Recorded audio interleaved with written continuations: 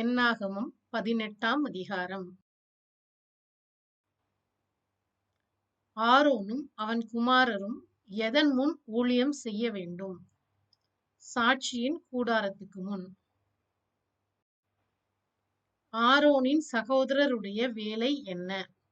ஆரோனின் காவலையும் கூடாரம் அனைத்தின் காவலையும் காக்க வேண்டும். டேஷ் நிமித்தம் அவைகளை உனக்கும் உன் குமாரருக்கும் நித்திய கட்டளையாக கொடுத்தேன். அபிஷேகத்தின் நிமித்தம். எதை செய்யும்படி சேருகிற அந்நியன் கொலை செய்யப்படுவான். ஆசாரிய ஊழியத்தை. எதை அகத்தியமாய் மீட்க வேண்டும்? மனிதரின் முதற்பேற்றையும் தீட்டான மிருக ஜீவனின் தலையீற்றையும் மீட்க வேண்டும். எவை மீட்கப்பட வேண்டாம்? மாட்டின் தலையீற்றும் செம்மறியாட்டின் தலையீற்றும் வெள்ளாட்டின் தலையீற்றும். டேஷ் நடுவில் நானே உன் டேஷ் உன் டேஷ் இருக்கிறேன்.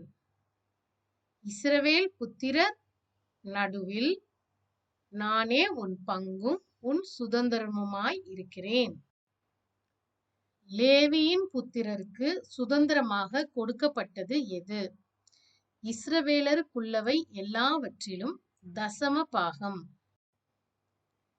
லேவியர் எதை கர்த்தருக்கு ஏறெடுத்து படைக்கும் படைப்பாக செலுத்த வேண்டும்? இஸ்ரவேல் புத்திரர் கையில் வாங்கிக் கொள்ளும் தசம பாகத்தில் 1/10 கர்த்தருக்கென்று ஏறெடுத்து படைக்கும் படைப்பு யாருக்கு கொடுக்க வேண்டும்? ஆசாரியனாகிய ஆரோனுக்கு.